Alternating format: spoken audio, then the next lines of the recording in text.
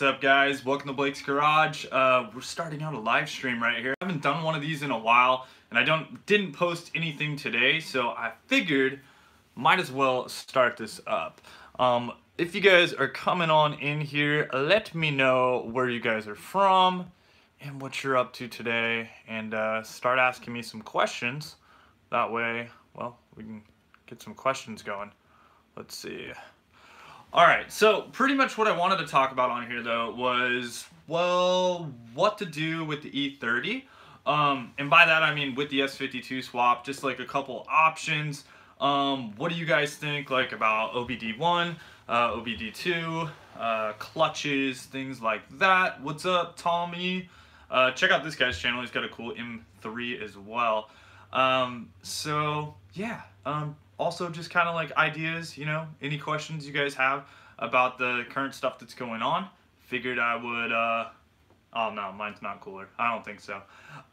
You know, basically what's going on. So, hey, we got Spencer in here too. Hello, yeah, so, I don't know. Basically, I just kind of wanted to talk about, yeah, dude, ask me, what do you got for F80 questions? Standalone and big turbos with NOS. Yeah, that's a good idea, Travis. Somebody's saying I got an M50, the S52, and a 2002. Oh my goodness. Stuff is rolling in here. Let me see. Watching your videos sounds interesting. Just had to see what you have to say. Not a huge fan of the M50 engine, just because of the fact that it doesn't gain you too much horsepower, and it is a bit heavy compared to like an M20. However, in a 2002, it's probably a little bit of an upgrade. But like M52, I think is the smallest engine you should put in an E30, let's say, just because you do get a little bit more power. So that's cool. Did you get any throttle hesitation after the tune? Tommy asked me. No, absolutely none at all. If you're talking about throttle hesitation, the only reason that would be is because traction control is on. So if you're in MDM mode or you have traction control fully on, yeah, then hesitation, I would say yes, because the light is constantly blinking and just wants to rip the tires off. So if you turn traction control off though, it should just do a big fat smoky burnout, and I don't think you should have any issues. So have you tried that? I think you have, but I don't really know. Does anybody have any ideas of what is a good clutch and flywheel setup for S52? Just kind of wondering like what you guys recommend. I've heard a couple different recommendations. I was thinking about going with the UCC, but I have not done so because I've also heard like things that people really didn't like that setup. So kind of want to get your guys' feedback on that stuff. Tommy, what other issues did you have with the engine spiking up there? Was it just not throttle response? So tried it, tuner is working it out. Regarding burnouts, wheel hop is disappointing. Yeah, so the car will wheel hop a little bit. I've had that happen before. First gear, second gear is usually fine. It just kind of kicks out in the back and just does a nice burnout. Depending, just throttle from the beginning. Yeah, I don't know. Mine's very just straight to the point, especially in Sport Plus, or yeah, Sport Plus throttle is definitely quick, but maybe that's just DCT thing, I don't know. Also, I know you can have a different kind of piggyback. You have that open source thing, so, or what is it called? Open flash or something like that. But I like the boot mode thing. It's pretty badass. Yeah, open flash, cool. What are you up to, Spencer? What are you doing today? Let's see what else is on here. Okay, so other things is yeah, coming up soon. Winter's coming up. About to do the smog on the E30 because that's due. So I've been waiting for that before doing the swap because I do live in California. So you know that's fun. Other things would be, well, so smog. So as soon as I get that done, then I plan on ripping out the engine and starting to do that. I think I pretty much have all of the pieces for the S52 swap. So if there's anything like cool out there that you guys want to possibly see on that swap, let me know. I don't want to go turbo or anything like that. I want to keep the heat down in the engine bay for race car things so it can do lap after lap after lap, but I do probably plan on adding like an oil cooler to it. I got the Coil rad radiator already for it. I got the like CAE, nice fancy CAE shifter that I can't wait to get in there. Also, I want to get your guys' thoughts. I don't know if you remember, I have one more E30 that I have not done a lot of stuff to, and I'm kind of thinking about doing some sort of like off-road build with that one. Like I want to lift it up or do something like that. Yeah, that is a fancy shifter, isn't it? That's the CAE one. It's actually autographed and signed, which is pretty cool. It's the Hard Motorsport edition, so I can't wait to get that guy in there. Pretty cool. This thing is sweet. Yeah, but I'm thinking the Redheaded Stepchild. Probably done like 3 videos on it. I was thinking about doing a 5-speed swap in that because it is an automatic. It's pretty stock, but I feel like the S52 swap, I don't know how detailed I'm going to be able to go with doing all that stuff because it's going to be like a ton of videos. I'm going to try to probably get it stuffed in there and get stuff hooked up, and then maybe just do an overview of like, this is what you have to do, this is the wiring, this is the you know, the cooling, that sort of thing, just each process, I guess. Maybe not so much like, hook this here, you know, Barney mode or whatever, because that'll just take forever. I know it would be cool. Yeah, electric vehicle, that's, you know what? That was something that I actually kind of thought of. That would be really, really cool. I don't know what I would use. I mean, motor-wise, like, it'd be dope if you could do some sort of, like, Tesla motor with some rad battery pack or something. But, you know, then again, I know there's a lot of people out there that they make, like, different adapter plates that you can just put it onto a trans and then you're good to go with mad torque. So, yeah, keep commenting on that stuff. Okay, I got... Hi, opinion on BMW M2. Regular on E, non-CS, I mean. I don't know what you mean by that. You mean like non-competition? The regular M2, is that what you're talking about? If I were to do an M2, I would definitely go with the competition one just because you get the S55 in it. And I feel like it's maybe a little bit better of an engine. And it's just cool, you know, because it's an actual M engine. The M2 is a rad car. I definitely like it. A couple of the things that I like about the competition spec M2 are that, well, you get the nice fancy seats. You actually do have a little bit of options on the interior. That's one thing I don't like about just the base M2 is you just get the standard seats. You can't change anything. Pretty much you get the car, you get the interior, and then, you know, if you want like a fancy camera, that's an option. And I think the stereo and maybe one more thing. So there's not really a lot of options, not really a lot of customization you could do with the M2. So I feel that, yeah, exactly. Tommy's saying that the regular seats are awful, and that's the way I feel too. It just feels very bassy.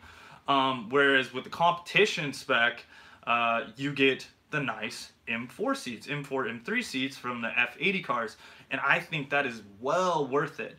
I do feel that the factory bolstering in the M2 standard seats, the bolstering is actually pretty good. The look of them, the comfort is, you know, it's decent. The look just doesn't look as sporty, obviously. But, you know, the M3 and M4 seats they're pretty awesome. The only complaint that I have is maybe a little bit more bolstering. I would like them to inflate a little bit more. Not sure if the Euro spec does that. Just maybe it's a US thing for all the fatties in America or something. I don't know. Maybe that's what it is. Let's see. Tommy says I need my own Discovery Channel. M2 seats are awful. Yeah. The back headrest though, I think on an M2 will flip down, which is cool. So you get more like visibility in the rear. M3 and M4, I feel like, let me know, Tommy, if you feel this way on the M3. I don't know if it's different with my M4, but I don't have a ton of visibility out the rear view window. So it would be nice if those pop down a little bit. I feel like that would be kind of cool. Just because I literally never have anyone riding back there, especially in the coupe. Yeah. Okay, so I can't read your login name or whatever. Freaking gerbil or something. Anyways, freaking gerbil is saying you should do a step-by-step on how to repin your E30 harness for an S5X swap. So that would be really cool. I do plan on doing like each connector and that sort of thing, laying it out and saying, you know, this connector is this connector is in this part of the harness, and kind of laying that stuff out so you guys can have like a good guide to do that. And then I'll go through taping everything, and hopefully you can follow. Wiring's always a difficult thing. I may, for the repin thing, I'm probably going to just use the Garagistic little adapter. So I may not actually do the repin. I'm going to have to look into that a little more. I have not totally looked into it yet. So doing a repin could be on the table. I'm good at that wiring type of stuff because that's what I do. But also when you have something that you can literally go twist, twist, that's kind of nice too, because I feel like most people will take that option and go with the Garagistic one. But I do, you know, want to go over all that stuff. So definitely a great idea. Tommy says the visibility is bad. My old Volvo S60R headrests drop. Yeah, and I remember old Mercedes, you'd literally like hit a button and they go boop, and they would throw down, which is pretty cool. Freaking hairball, yeah, awesome. Even with the Kessel harness for my S54, I still had to fix it. Okay. Hey, Dave Carey, $1.99. I appreciate that, man. You're gonna ask me some questions though? You said awesome, so I appreciate you thinking it's an awesome, but thank you for donating. That is really cool for the super chat. Ask me any questions that you have. So yeah, S54, that was what I wanted to do. What's up? What's up, John Drives? That was what I wanted to do. Ooh, Tommy, look at you, $10, dude. Keep up the good work. Gotta run. Hey, thanks, Tommy. Check out Tommy's channel as well if you guys like the F80 stuff. He is a cool F80 that he's done a lot of stuff to, and I've watched a ton of his videos, and he's got some awesome content out there as well. We probably already made similar videos, but it's always cool seeing perspective from other people. Full drift mode with one yet? I mean, yeah, I've slid them around quite a bit. That was the original intention of the Birdie 30, was to do drift car, but then I started, Dave Carey, what's my PayPal address? Jeez. I don't even know, man. I'm sorry. I don't know what it is. Unfortunately, I can't remember what I use for PayPal. Yeah, too kind. Thanks. Thanks, Tommy. See you later, dude. So yeah, full drift mode. That could be another option for the Redheaded Stepchild. I mean, it would be cool to do, I'm thinking like manual swap. It'd be rad to put it on some like rally wheels or something like that. Maybe get it lifted up, kind of build my own little lift kit or something like that. Or I do some spacers in the front. Maybe try to fab up, gosh, thinking about it, I guess, on the rear, I guess you just do spacers in the rear or something. But I was thinking like extended control arms, so kind of like almost Baja Rally style. Like I was thinking like, you know, drift arms, like E46 arms on the E30, so it kicks out the lower control arm a bunch, and then just have some like fat, I don't know, 28, 29 inch wheels or something like that, or tires, I mean, on some like 15-inch gravels, and it would just look rad. And maybe take it out to rally it, or like take it out to Prairie City, which is fairly close to me, which is an OHV park.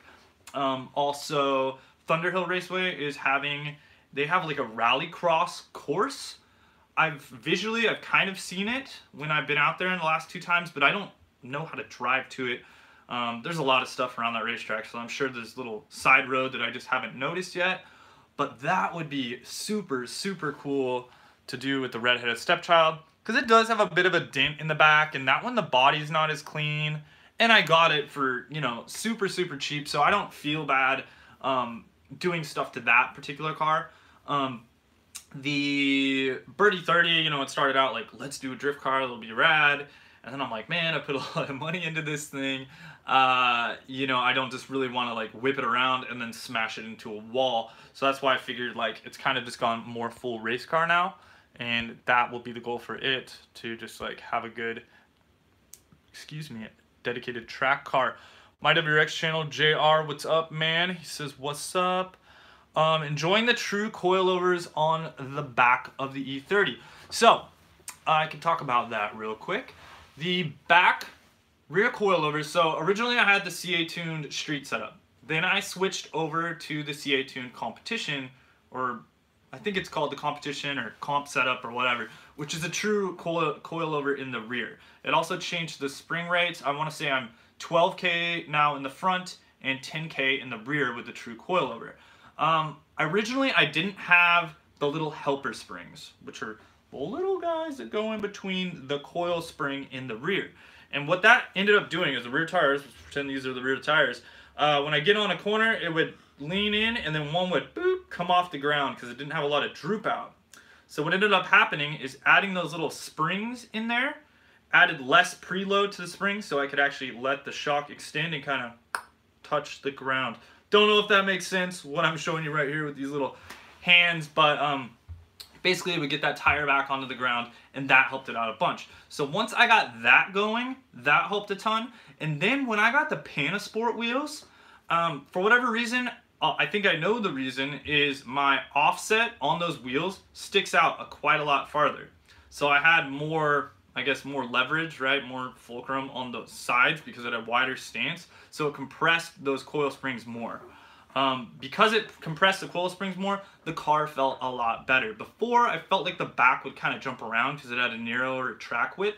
So maybe I would recommend, if you were going to do the rear true coilovers, I would probably go with the a 9 or 8K spring. I actually don't even have the rear sway bar hooked up because of that, because I was lifting a rear tire. So I'm only running the front sway bar.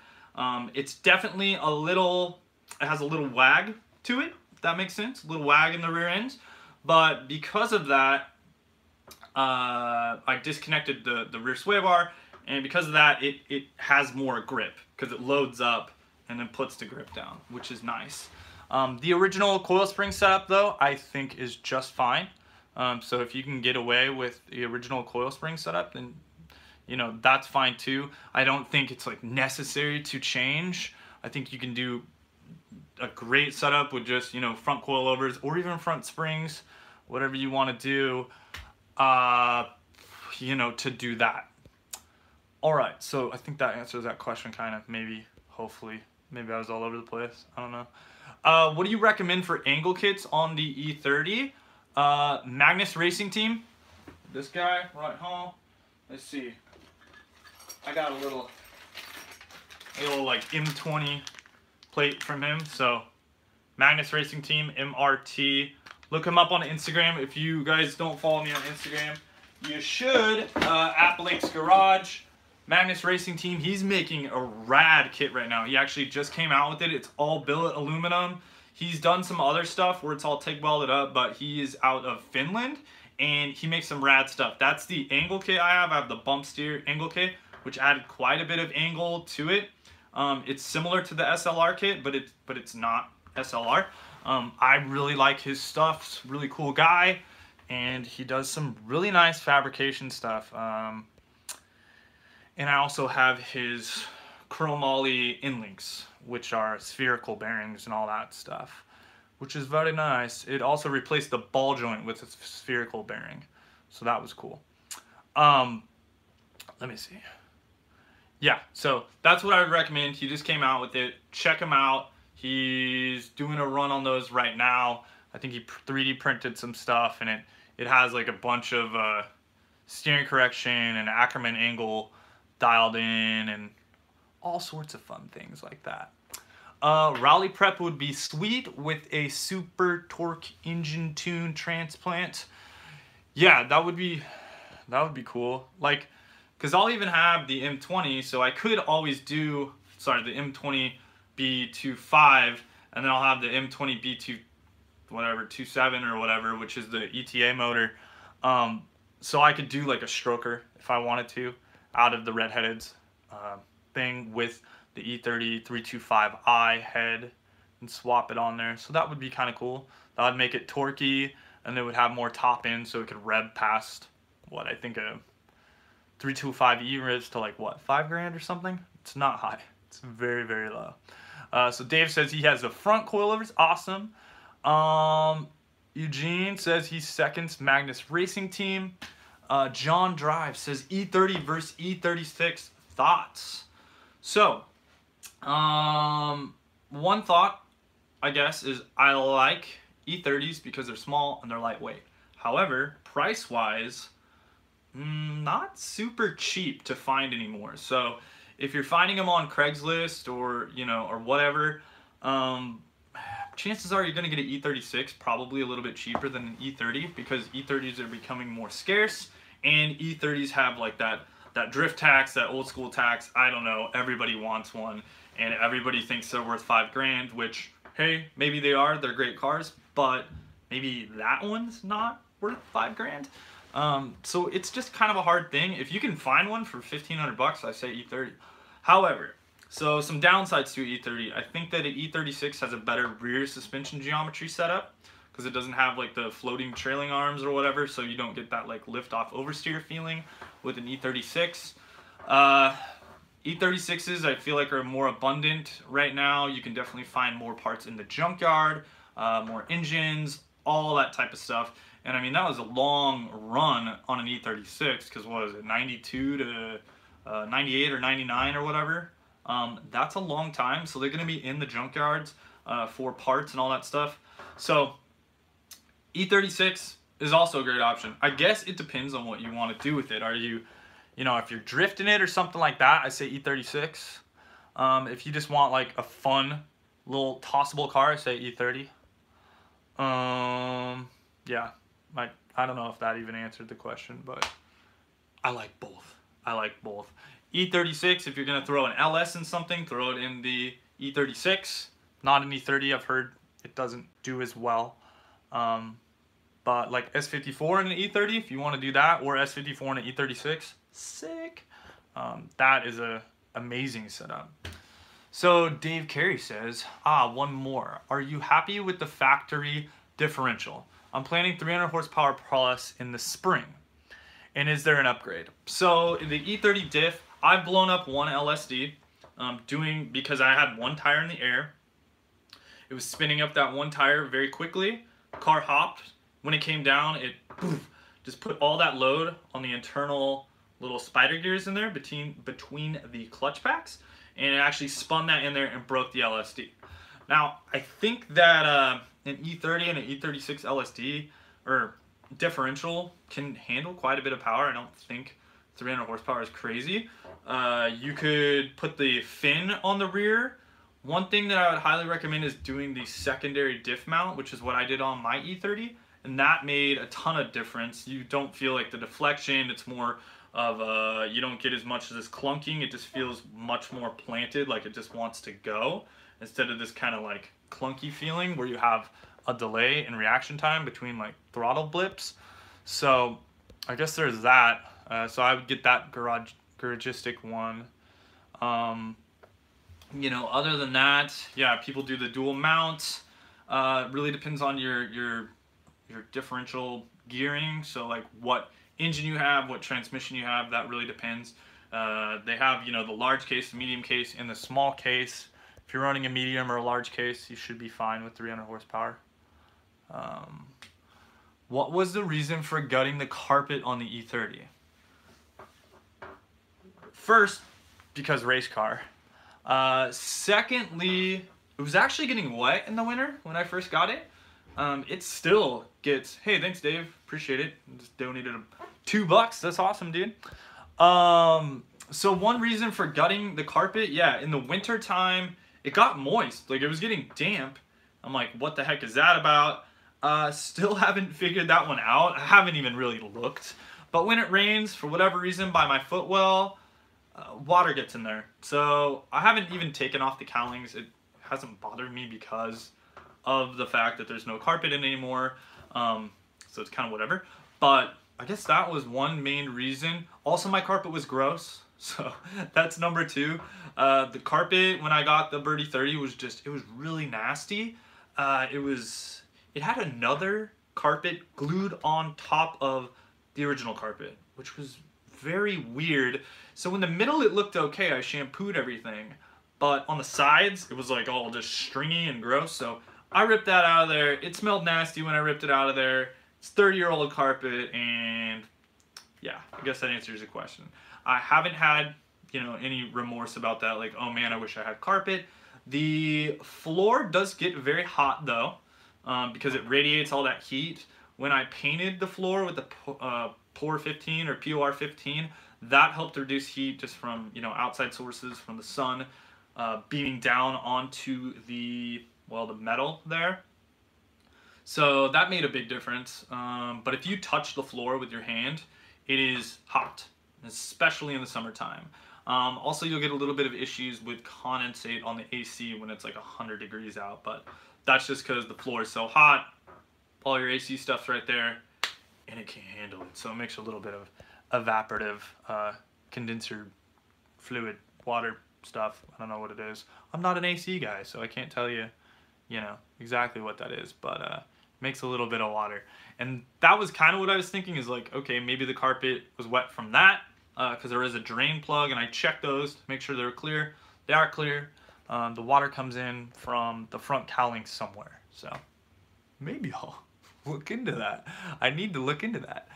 E36 trans. Okay, Dave's saying he's running an E36 trans, so ZF, that's what I'm going to be running. So if you're running the rear differential, I would probably go with like a 325 or a 3.0, because I've heard that the fifth gear in those things, it just kind of like revs out, so your top speed wouldn't be as high and you'd be shifting a bunch. For when I start out, I have 373s in my car currently. I will be running 373s. I'm going to try it out, and I'm going to be shifting a lot, but I got that cool shifter, so you got to use that. And once that gets boring, then maybe I'll switch up the rear gearing, and once I go out to like Thunderhill or wherever, I'll kind of dial that in a bit more, and with autocross. Rich Eldert said, I just ordered wheels for my 2016 S3, 19 by 8.5 with a 38mm offset. I know yours were 45. Do you think they will fit as flush? I'm hoping. Mine don't fit super flush, and I did that for a reason. My reasoning being that, I didn't want them rubbing fenders. Unless you talk to the wheel manufacturer and get an idea of what they recommend. So like on VMRs, they said, oh gosh, I don't remember actually. I think 38 was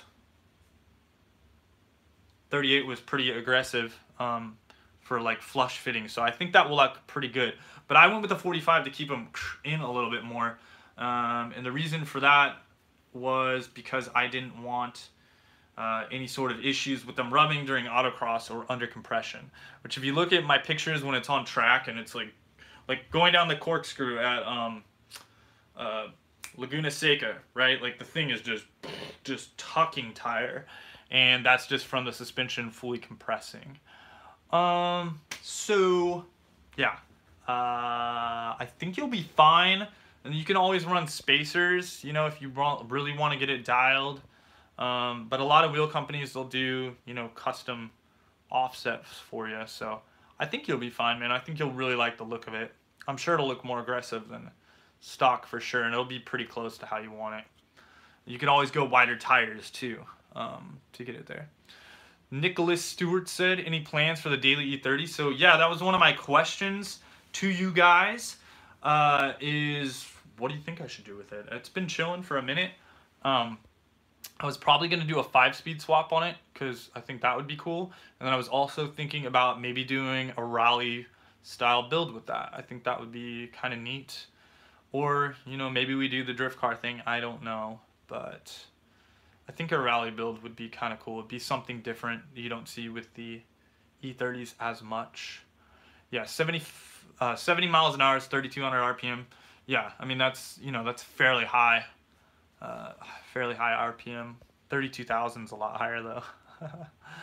I got what you're saying though. Tune up for 2004 Elantra? No, I'm not gonna do that. I'm not gonna do that. Sorry, buddy. Do Do you guys get the manual S3? No, we don't in the US, and Rich replied to that one. That sucks, the manual just drives so nice.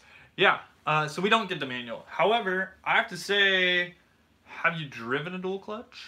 Because dual clutch transmissions are actually really nice. I know a lot of people talk crap on it. Oh, it's an automatic. It's not an automatic. It's a dual clutch. Feels a lot different. It's just like a manual. It feels great. Shifting is really good. Rev matches. And I drive them with paddles all the time. I drive the M4 like with paddles everywhere. I'm not putting it in drive. I usually just bang, bang, bang, bang it around everywhere, and it's pretty awesome. I really like it. I haven't gotten tired of it, which, you know, a lot of people think you would. I would say the BMW's DCT is far superior to the Audi's DSG, and then Porsche is superior with the PDK, but I don't have a Porsche yet. Maybe one day. N54 on the E30, that'd be cool. I don't know of anybody. So you drive it like a manual? Yeah, I mean, pretty much. The M4 is very interesting on how that transmission drives. So like if you get into M4, you put it in the hardest setting on the shifting, and you put it into first gear, right? You're flicking it over, and you're in manual mode. I mean, you have to shift it. If you floor it, what's gonna happen? The car is gonna sit there. It's gonna rev up to like 4,000 RPM, dump the clutch, and do a massive burnout, which is cool. Just like how you would do is holding the clutch in, boom, banging it out. So it does stuff like that. You have launch control, which you obviously don't have with the manual transmission. And then shifting, you want like a hard shift. You think like, oh, well, you can't chirp second gear. DSC freaking lights them up in second gear. It lights them up in third gear, just banging in between gears. So it pretty much does what you want. And then it has that same feeling. You don't have that torque converter feeling. Like if you put a torque converter car in regular automatic transmission into second gear, you're gonna feel like, you're not gonna feel that like connected feeling. With a DSC or dual clutch, you feel it. You're connected. The engine goes, you know, up and down. It's all in one. So it really has that, well, that clutched feeling, you know, that coupled feeling, because it is, which is very cool. You don't have a torque converter there. So it's nice. Yeah, the S3 manual has launch control. Okay. But, I mean, so did my Subaru. And that was like, meh. It's whatever. It holds boost. But what you don't get is, like, flat foot shifting. I mean, you could flat foot it. But between gears with the DSG, with the dual clutch, you don't drop out of boost. With, you know, a manual transmission, between gear shifts, you're going to drop out of boost. Sure, you can leave it pinned, but then you also run the risk of, like, over-revving the engine if you don't shift quick enough, getting locked out of the shift, you know, lighten up the tires in between the shift if it's a rear-wheel drive car, and it just puts a lot of load onto the clutch when you do that. So with the dual clutch, it's super, super fast. I get what you mean. I like a manual, don't get me wrong. I'm just saying dual clutch has its advantages too. A lot of people don't talk about it, so a dual clutch will be faster all day long around track or in a straight line. It's gonna beat a manual car every single time with the same mods. So downshifting, yeah, JR says downshifting is also superior. It rev matches, you know, there's a lot of new cars with auto rev matching, but that's no fun, in my opinion.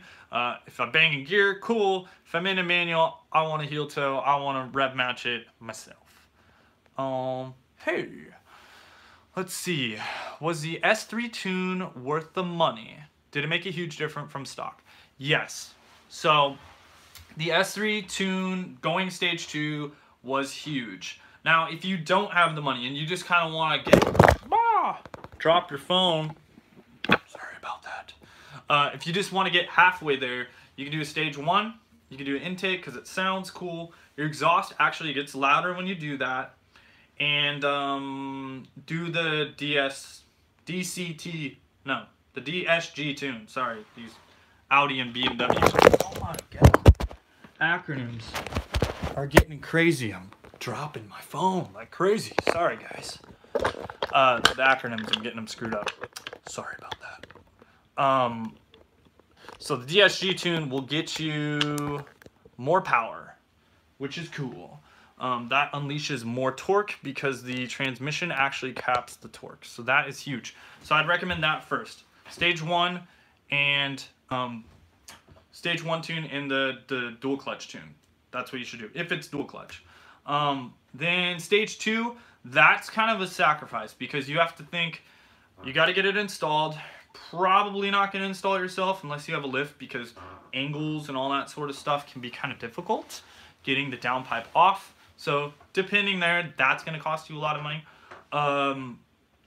But you do get a lot more torque and you do get a lot more power. You also get a more aggressive sound. So that's up to you if you want a more aggressive sound. Like on the S3, I'm not a total fan of the whole RPM range. I need to do a video of exhaust clips on it. There's like a brown note in there that's kind of gross. It's kind of got that 4-cylinder like brrr noise in it around 4,000 RPM. It's kind of gross. It's not that good.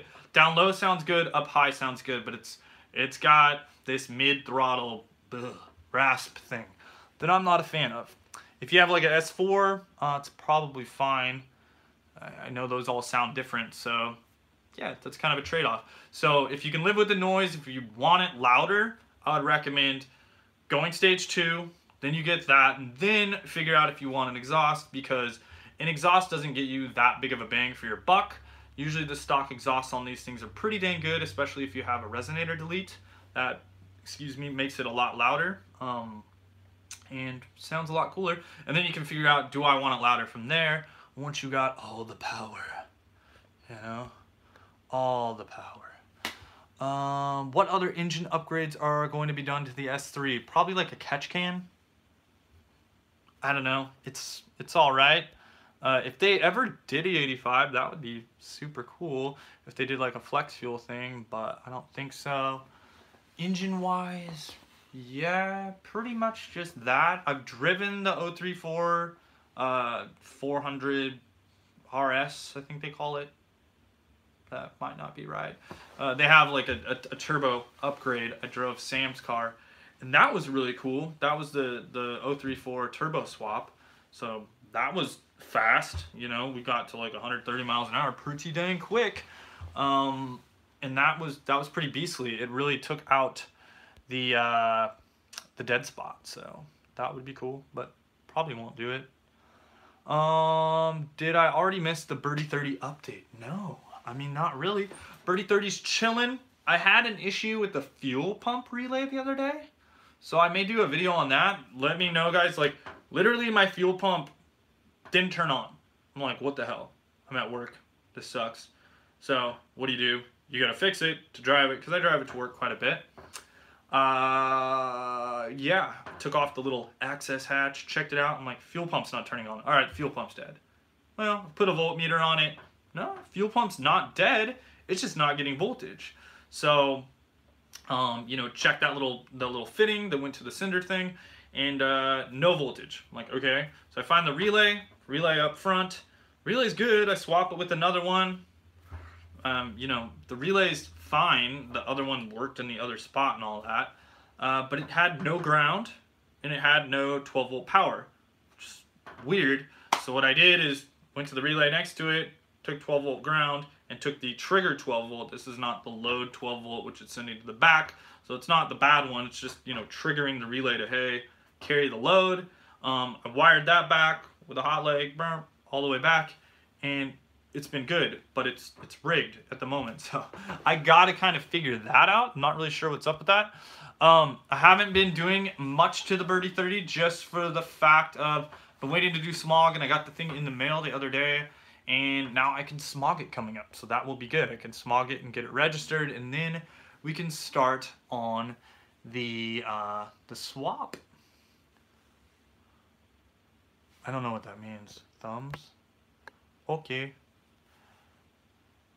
Oh, 2 thumbs up. I see it now. Ah, it's fancy, dude. I like that. Interesting.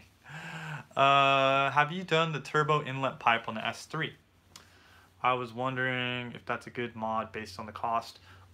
Usually that really smooths out the flow. I have not done it on mine, no. Well, know. I kind of did when I had the Arma Speed. I think that would be the same. I had the Arma Speed intake, so it kind of changed out that pipe. Pretty sure that's what you're talking about. I mean, the intake didn't really make much of a difference. It just sounded cooler.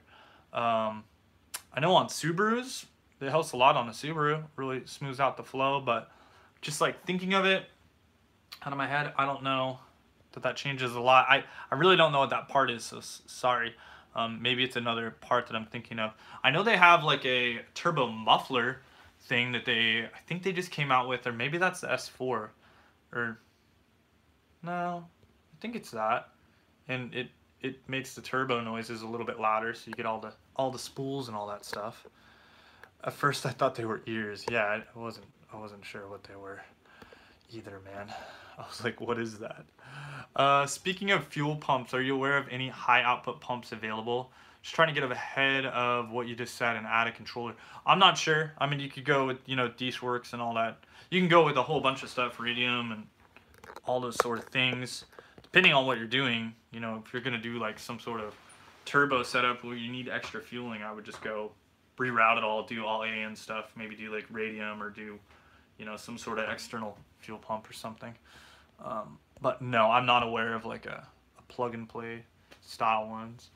Subarus are built for turbos, right? I mean, kind of blow up on turbos. I wouldn't swap one unless it was a built engine. Let's see, you guys. All right, we're going about 41 minutes here, so any more questions in here? I'm going to try to leave a link down below. If you guys can vote for my video, there's a video contest going on. I don't know how the heck I can reply to it. Maybe I can send you guys the link right now. I want to see if you guys can vote for me for this video contest we're doing. If we get into that, basically, and win that, then you'll see a couple more dang parts coming in. So let me send that little link down here real quick. We'll get it on a loop. I can see myself. It's craziness. Look at that. It's crazy. I wonder if it's one of those like, no, you can't see the, whoa, it's delayed. Craziness. Okay, hang on one sec, guys. Put some more stuff down below if you guys have a few more questions. This car done contest, if you could vote for me, that'd be awesome. Really appreciate that. It's just cardone.com. Let me see where I am. I have like an old Subaru video on here. I know this is getting boring, but please vote. Where the heck's my video? Come on. There's quite a few people on here, so. Mine's not coming up. There it is. I don't like how it does that, but. Alright. Link down below. I'll get back to your questions, guys. Sorry. If we are delayed on questions. Oh. Boom and boom. Okay, you guys see that? It takes like 5 seconds to vote for me there. See if you can't vote for me there. Let me know you voted. That would be awesome. Just click the little link. Let me know if the link works too, guys. I'm not 100% sure if it works. I guess there's emojis you can do on here. Little things. Okay, let's see what other questions we got. Yeah, so try that out, guys. If you can vote for me on there, that'd be awesome. Any other questions on the E30 stuff? Just curious. Let's see. Gosh, I don't even know what just happened. Sorry, guys, I'm getting off track. We got you on the vote. Cool. Were you able to use it, Dexter? Did it go through? Literally, like, you click that link and then vote for me. That's all you got to do. That'd be awesome. That'd be sweet.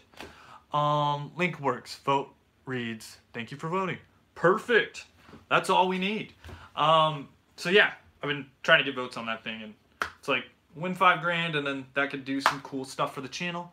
You'll see more E30 stuff for sure. Any other questions on the E30, guys? I'm probably gonna wrap it up here. Let me know. Anything? Everyone's quiet. I don't don't see anything. Everyone's scared. All right. Thanks a lot for watching, guys. We'll talk to you soon. Thanks a ton for everybody who sent over some super chats. That was really cool. Dave is asking me about a fuel pump. I don't know about the fuel pump. Sorry, man. I have not looked into that, so I could not tell you. 255 liters per hour. Sounds like a lot of liters. It would probably be cool. Aaron says, thanks for voting. Keep up the work for Monsieur. And I appreciate it, guys. Thanks for viewing. Thanks for watching. If you guys have subscribed, very, very nice. Thanks for being in the notification squad, which probably most of you are because you saw the notification. If you actually watched this thing all the way through, thumbs up to you guys. You guys are awesome. Sweet. We'll talk to you guys soon. Later, and Rinchong.